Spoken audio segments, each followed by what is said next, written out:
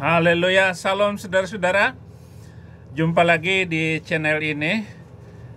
Kita tonton dulu video untuk pendahuluan pembicaraan kami. Mari kita lihat dulu.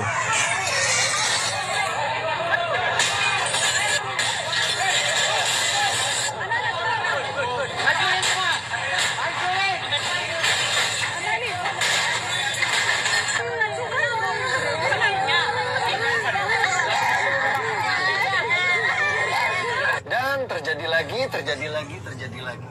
Kali ini Terus terjadi penistaan agama yang dilakukan oleh orang-orang yang kurang berhikmat, kurang berakal. Sepertinya mereka itu nggak pernah belajar bagaimana hidup dengan sesama manusia. Apalagi ini kejadiannya di Padang.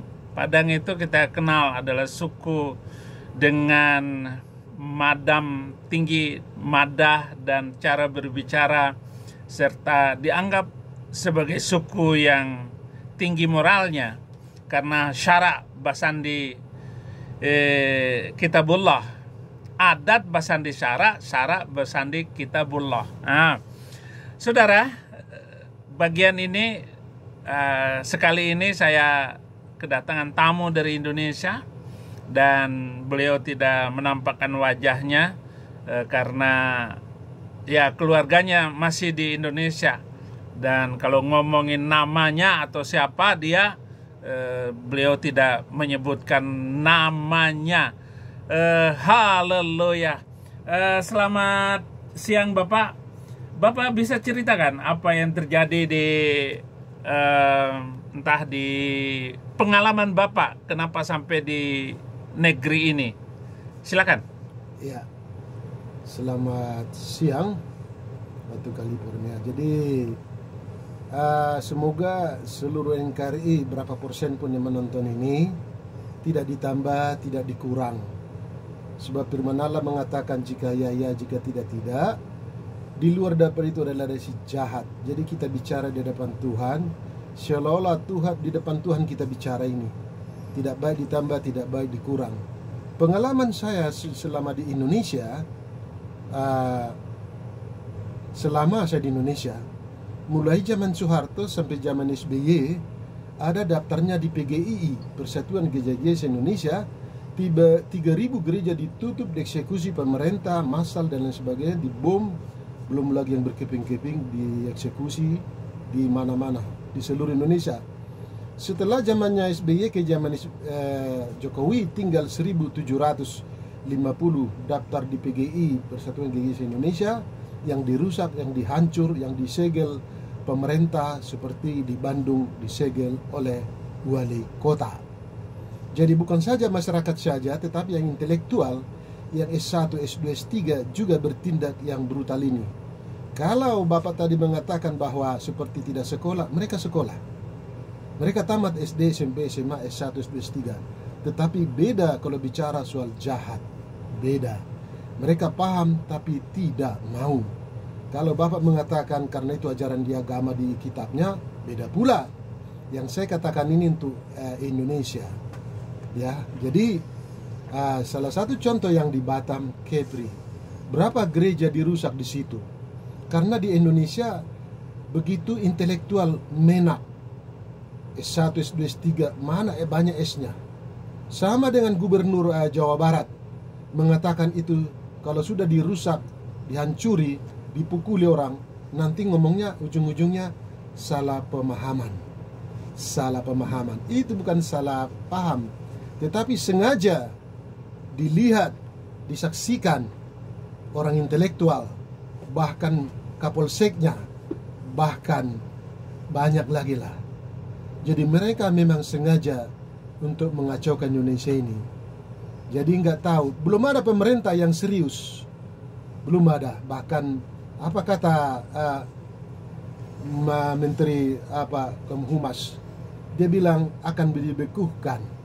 Jadi akan tidak dipenjarakan. Dia membuat HAM itu didirikan, tapi dia juga melanggar, dilindungi HAM berbuat jahat. Jadi nggak tahu mau jadi apa Indonesia ini. Makanya sekarang di TikTok, di Facebook, di mana-mana dunia mengetahui canggihnya buatan kafir ini, TikTok, Facebook, semua yang ada di dunia ini, canggihnya. Begitu hebatnya Allah kita menciptakan kafir ini, sehingga dunia tidak bisa lagi menutup-nutupi, terpampang, semua melihat. Begitu sadisnya di Indonesia, tidak ada keseriusan pemerintah. Kalau pemerintah serius, setiap gereja dibikin pos polisi. Begitu datang yang jahat-jahat tadi, yang intelektual tadi, bisa dicegah. Tapi pemerintah sengaja. Nanti kalau udah dirusak, dipukuli macam baru-baru ini dirusak, anak-anak sampai nggak bisa jalan, ya, di Sumatera Barat. Nanti alasannya lagi apa? Itu salah paham. Ini bukan salah paham. Jadi tolonglah bapak-bapak itu jangan berdusta, jangan berbohong, jangan berpura-pura, karena Anda itu orang intelektual. Jadi mohon kejujuran itu, karena dibilang pepatah, jujur itu dalam segalanya. Begitulah kejahatan yang di Indonesia, sehingga tidak tentram kita di Indonesia. Kalau di Indonesia semua muslim bebas menghujat Kristen, tetapi kalau Kristen cuma menjawab saja, langsung masuk undang-undang penistaan agama, sudah berapa di penjara. Jadi pemerintah sengaja memang ikut jahat, bukan cuma awam masyarakat, tetapi pemerintah sengaja melindungi penjahat, karena akan ke ujung-ujungnya nanti ya kesalahpahaman. Baru-baru ini kita menonton apa kata Pak Menak, kesalahpahaman. Oke. Ya, begitu pengalaman saya di Indonesia.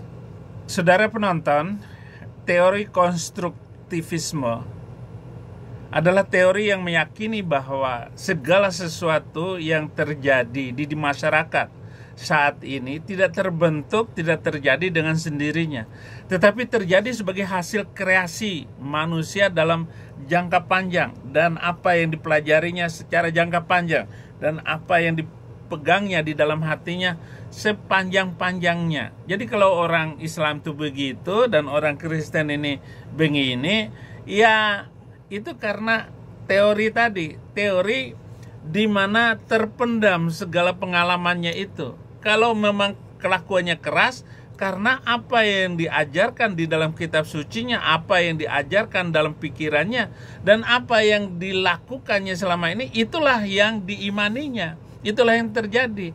Jadi kitab suci itu, kalau ada Kristenfobia, sesuatu dengan pemikiran konstruktivisme, dikarenakan mereka takut dengan kekristenan ini, mereka ngeri.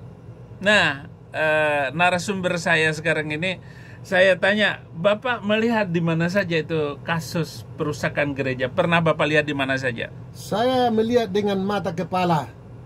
Ya, belum lagi yang saya tidak lihat, karena tak mungkin saya keliling seluruh Indonesia setiap kejadian. Yang menyaksikan itu setiap kejadian adalah aparat sebagai penonton, yaitu TNI dengan Polri. Itu menyaksikan dan melihat, karena Polri dengan TNI ada di seluruh Indonesia. Kalau saya terbatas.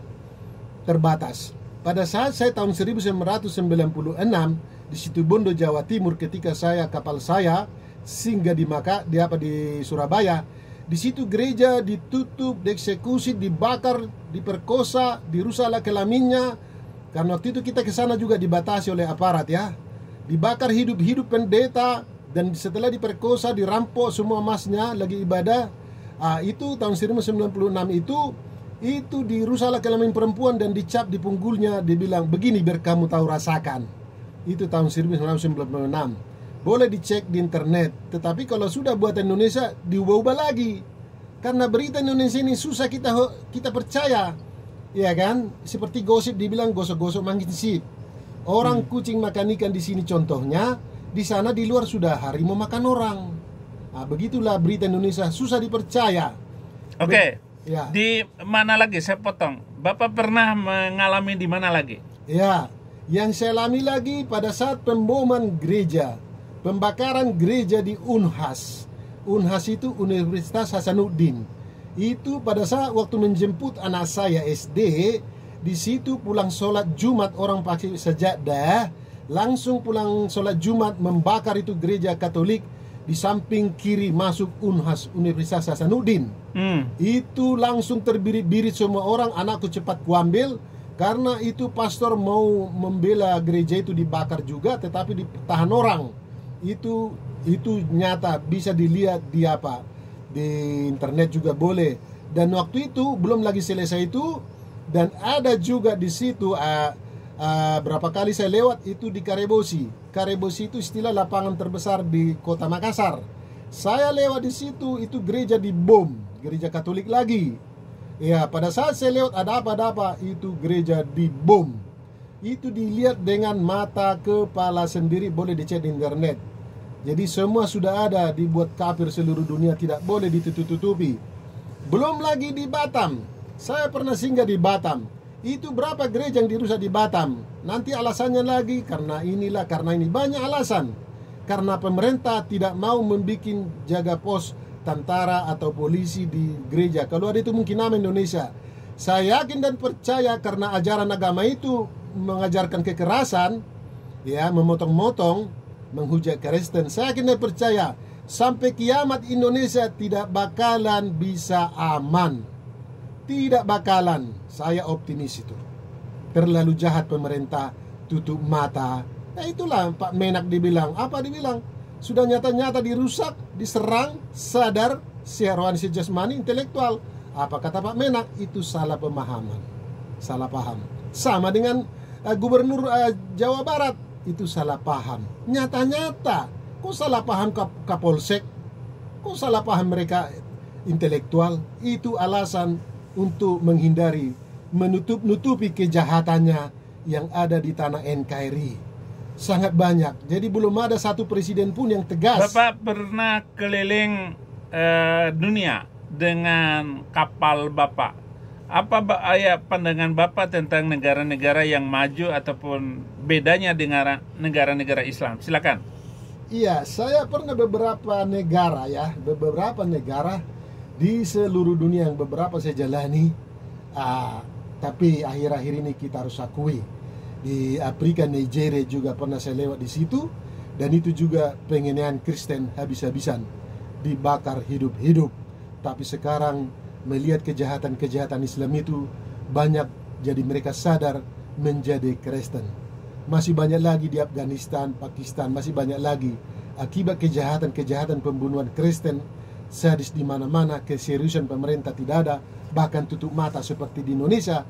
Mereka jadi banyak sadar menjadi pengikut Yesus, karena ajaran Yesus itu kasih, tidak ada berjihad, tidak ada insya Allah, tidak ada semua itu. Bagi siapa mengikut Yesus dan melakukan perintahnya, dijamin Tuhan Allah masuk surga. Pihak-pihak yang berkepentingan untuk mengkampanyekan entah itu para orang-orang Kristen yang sekarang ada di YouTube, di TikTok dan sebagainya, itu mengkampanyekan ke seluruh dunia bahwa Islam itu agama kejam dan agama yang tidak manusiawi.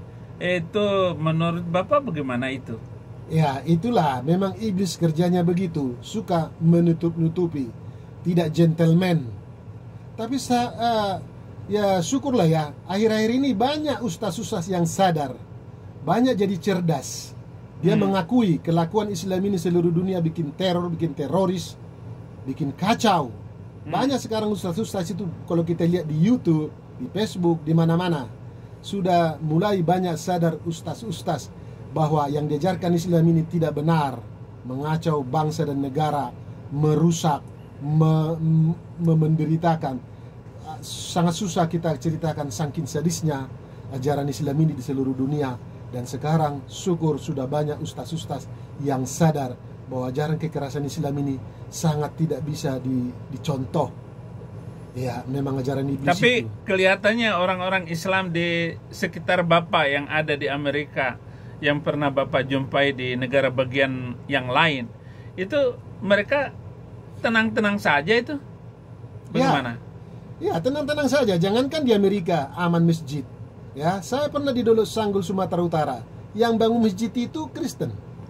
Ada lagi di daerah lain yang bangun masjid Kristen. Karena di daerah mayoritas Kristen. Karena di seluruh Indonesia mayoritas pulau Kristen yang terbanyak.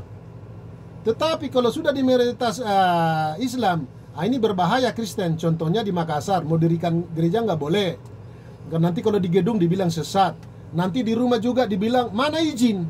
Memang gak bisa lagi Indonesia ini aman karena ajaran itu. Tak bisa. Saya kini percaya sampai kiamat tidak bakalan bisa Indonesia aman karena kadrun sudah mayoritas di sana dan pemerintah bersekongkol bekerja sama dengan alasan nanti salah paham. Padahal nyata-nyata ditargetkan, dilihat, disaksikan dengan mata kepala, dirusak, dipukul anak-anak sampai nggak bisa jalan. Belum lagi yang dulu-dulu itu dibom. Berapa gereja dibom? Makanya baru-baru ini saya dengar, saya semangat. Bapak bilang itu kok ikut-ikut pemerintah atau bagaimana maksudnya? Ya, maksudnya melindunginya itu, atau bagaimana? Pemerintah sangat jelas melindungi. Bukankah pemerintah itu Gubernur Jawa Barat ketika dirusak, dihancuri itu ibadahnya Kristen, apa dibilang Jawa Barat? Itu selisih paham. Ya. Salah paham. Apa yang tidak melindungi? Tapi KDM Pak Kang Deddy Mulyadi ini sangat membantu. Iya, harusnya kalau dia gentleman, kalau dia waras, kalau dia jujur, kalau dia baik, ya jangan ditutup-tutupi kejahatan Islamnya, harusnya ngomong dong. Itu harus dipenjara karena mengenai, merusak, memecah belah. Harusnya kan gitulah seorang gubernur. Ini malah bilang selisih paham, salah paham. Semua pemerintah melindungi penjahat-penjahat di Indonesia. Sama dengan Menak ini, apa dibilang di Padang itu salah paham. Ya. Semua begitu terus, tidak ada habisnya. Jadi makanya saya optimis tidak bakalan bisa Indonesia aman karena ajaran itu, kecuali pemerintah serius. Setiap gereja dibikin pos polisi atau TNI. Apabila ada apa-apa langsung datang. Bolehlah. Kalau tidak, saya tidak yakin. Saya berani, saya optimis. Berani potong jari karena itu sudah diajaran. Jangan potong jari kan? Saya optimis karena saya sudah lebih 40-50 tahun di Indonesia. Tanah tumpah darah saya di Indonesia. Semua di Indonesia, nenek moyang saya Indonesia. Jadi bukan pakai katanya, dilihat dengan mata kepala. Begitu sadisnya, jahatnya pemerintah melindungi, yaitu penjahat-penjahat. Dengan cara ini pernyataan Bapak ini lebih keras dari video-video saya kayaknya. Iya, karena mungkin Pak Saifuddin masih ada toleransi. Kalau kita apa adanya, tidak boleh ditambah, tidak boleh dikurang. Kalau Pak Saifuddin masih banyak toleransi. Kalau saya tidak mau menutupi, mengurangi, menambahi. Saya apa adanya di hadapan Tuhan. Karena itu saya pertanggungjawabkan dunia dan akhirat. Nah, sekarang begini, kenapa terjadi Islamofobia, yaitu kebencian, ketakutan terhadap Islam adalah hasil konstruksi panjang yang sudah berjalan 14 abad. Umur Islam ini keji dan kejam dan tidak manusiawi karena proses pembangunannya. Islamofobia sekarang ini bisa kita lihat di seluruh Indonesia.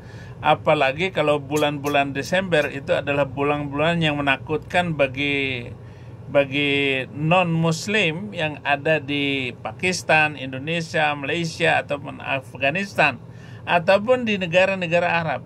Mereka perlu mengalami sesuatu yang sangat menakutkan. Itu terjadi di Nigeria, di Mesir, dan ada 26 orang yang dihabisin oleh di Mesir. Kita melihat di videonya itu bagaimana mereka memecahkan kepala orang dengan cara ditembak seperti itu. Dan itu melahirkan ketakutan terhadap Islam. Nah, apa yang bisa kita lakukan supaya kebencian terhadap kekristenan ini tidak terjadi? Bagaimana? Silakan Bapak. Ya, kalau menurut saya, karena yang saya lihat dengan mata kepala selama sekian puluh tahun di tanah air dan keliling-keliling dunia, sulit. Karena seorang ustaz yang terkenal, maka dibangga-banggain. Itu sudah jelas di Indonesia. Katakanlah salah satu dari sekian banyak ustaz penjahat, Ustaz Abdul Somad. Biar katanya berzina, biar mencuri, namanya Islam masuk surga. Tetapi kalau Kristen katanya biar berbuat baik masuk neraka. Jadi ajaran doktrin ini dari seluruh dunia sehingga mereka berbuat jahat untuk masuk surga, katanya 72 bidadari perawan terus karena surga mereka seks. Nah, itu dia dikatakan ustaz, dia bilang kesibukan lelaki nanti di surga ialah katanya memecah pesta seks. Oh. Nah, itu jadi akibat ini dunia tertarik banyak masuk Islam. Apalagi Kristen tidak paham Alkitab, wah, memecahkan perawan, seks ini dikejarlah masuk Islam seperti Donitan. Ya, semualah, semua. Termasuk Kang Buser, siapa itu si pesulap itu? Deddy Buser. Tertarik karena ini masalah seks. Itulah di dunia jadi sulit. Satu-satunya sekarang menurut saya, berdoalah kita, berpuasa seluruh Indonesia, seluruh dunia, dengan dijamah Tuhan satu persatu, dan sudah banyak ustaz-ustaz yang cerdas. Tidak ditutupi, yang ditutupi pakar-pakar muslim tadi dibongkar oleh Islam sendiri. Tapi kalau dia ngomong itu sama Islam nggak apa-apa. Coba Kristen, nggak usah ngomong gitu, baru jawab saja, masuk penistaan, undang-undang penistaan agama. Memang jahat sekali pemerintah ini, jahat sekali. Diajari masyarakat berbuat jahat secara tidak langsung. Memang tidak dibilang, masyarakat berbuat jahat, tidak. Tapi tengoklah dilindungi. Seorang menek, Menteri Agama, sudah dirusak, sudah dihancuri, sampai tidak bisa nanak jalan, dibilang apa? Bukannya dibilang, kita akan hukum seberat-beratnya yang berbuat jahat. Tapi malah dilindungi, dia bilang apa? Ini keselisih pahaman. Sama dengan Gubernur Jawa Barat, ini selisih paham. Intelektual lo udah begitu. Ini jangan itu Pak KDM itu sangat disukai oleh masyarakat Indonesia. Iya. Bisa-bisa dia jadi calon presiden nanti. Iya, tapi kalau presiden dia gitu lagi nanti, dihancuri gereja. Apa dibilang nanti? Itu salah paham. Oh, begitu. Itu terus doktrinnya. Tengok Abdul Somad. Di salib Kristen itu ada jin kafir. Mana dia apa-apai? Tengok siapa semua pakar muslim menghina Kristen, tidak diapa-apai. Tapi kalau Kristen jangan menghina, menjawab saja, masuk penistaan, undang-undang penistaan agama. Tengok di TV, Ustaz Haji K semua dia jari.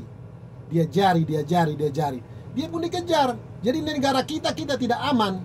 Justru di negara orang kita aman. Karena di sini adalah Bapak tahu Edis TV itu sekarang di mana? Ya, saya dengar di Amerika, karena Amerika ini yang membuat HAM, hak asasi manusia. Kalau ini negara kita, kadrun, konoha, habis masyarakat dimiskinkan, habis dirampok. Apa itu kadrun? Ya, kadrun itu kata di Indonesia, saya sering itu ya Islam radikal. Oh gitu. Katanya.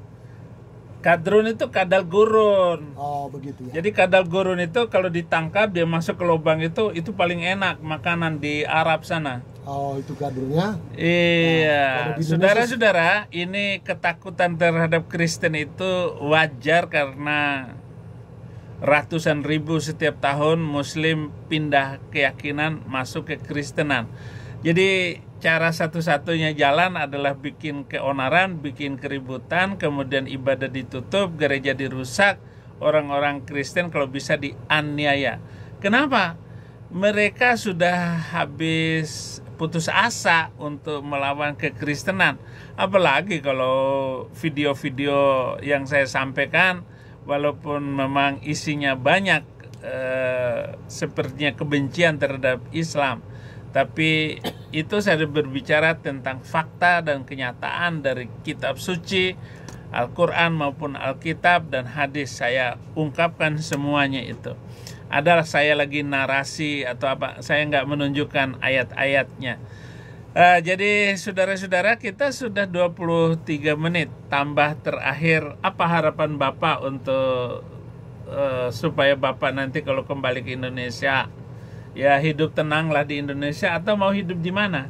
Ya, jadi yaitu semoga menonton ini presiden, semua menteri, semua gubernur, semua camat, semua bupati, semua instansi pemerintah yang pemimpin-pemimpin, semoga ditonton dan didengar ini dan dijamah Tuhan dia. Jadi harapan kita itu kalau ada keseriusan pemerintah bikin pos polisi atau pos TNI untuk menjaga semua gereja, karena cuma gereja yang dihajar iblis. Kalau masjid bebas di tengah jalan pun mereka sampai nggak bisa beraktivitas, orang bebas. Jadi kalau maksud Kristen, Bapak masjid itu punya iblis gitu?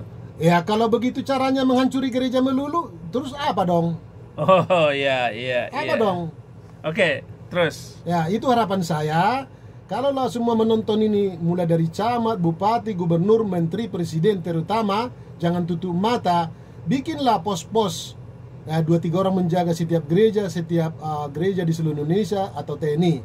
Ketika datang nanti penjahat-penjahat kadrun Islam yang jahat itu, maka dikontek, maka nggak sempatlah terjadi. Sehingga Indonesia di mata muka bumi ini sekarang kan sudah malu Indonesia, sudah tebal muka, tak ada lagi malu-malunya. Berbohong dan berbohong, berjahat dan berjahat, melindungi penjahat. Kalau itulah harapan kita. Mau nggak pemerintah serius? Kalau mau ya syukur, kalau enggak ya teruslah sampai kiamat. Indonesia tidak bakalan bisa. Karena itu sudah diajaran di kitabnya, kata Bapak, ya susahlah. Itu harapan saya. Semoga Presiden menonton, Menteri, Gubernur, Bupati, Wali Kota menonton ini dan menyaksikan dan dijamah Tuhan. Maka dibikinlah pos-pos setiap gereja. Pos kecil saja, pokoknya ada pos. Begitu datang. Nggak usah dikasih pos, Pak. Nanti memang gereja, pemerintah mau jaga gereja terus. Ya, gereja bisa bayar. Gereja bisa bayar, Pak. Jangan. Nah, kalau begini kebiasaan nggak boleh. Jadi gereja membayar itu, bukan begitu. Bagaimana kita tetap aman di dalam beribadah gitu. Tetapi kalau kita minta kepada pemerintah untuk tapi memang harapan dia karena pernyataan dan permintaan saya, ya silakan. Ya. Tapi ya oke, baik. Terima kasih banyak. Kita sudah sampai kepada poin terakhir untuk ini. Apa pernyataan Bapak yang penting untuk Indonesia supaya Muslim ini bisa menahan diri? Silakan Bapak. Ya, terakhir ya dikasih 1 menit lagi. Syukur. Semoga Islam pemimpin ini dari camat sampai presiden terbuka matanya, diikuti ustaz-ustaz yang sekarang yang jujur. Banyak sekarang ustaz jujur bahwa kelakuan Islam itu di mana-mana jahat, tidak benar. Itu harapan saya. Tapi kalau masa bodoh ini dari camat sampai bupati sampai menteri sampai gubernur sampai presiden tutup mata, ya nggak bisa lagi. Itu harapan saya. Semoga sadar, cerdas, jangan dilindungi lagi penjahat-penjahat itu. Kalau mau aman Indonesia, itu harapan saya. Sangat saya berharap dan kita berdoa karena sudah cukup malu Indonesia diporak-porandakan oleh iblis penjahat-penjahat tadi. Udah cukup malu. Tapi karena kita tebal-tebal muka, pemerintah kita tebal muka, ini berat juga. Semoga kedepannya Indonesia, pemerintah, presiden sadar, paham, tahu, cerdas. Jangan dilindungi lagi penjahat-penjahat yang memalukan tanah air kita ini. Itu harapan saya. Terima kasih. Oke, terima kasih untuk kehadiran di studio Pendeta Saifuddin Ibrahim. Terima kasih untuk wawancara kali ini. Selain kali kita ketemu lagi. Ya, terima kasih. Oke, Tuhan NKRI Yesus. Harga mati. Bukannya NKRI mati harga. Ya, sekarang mati harga.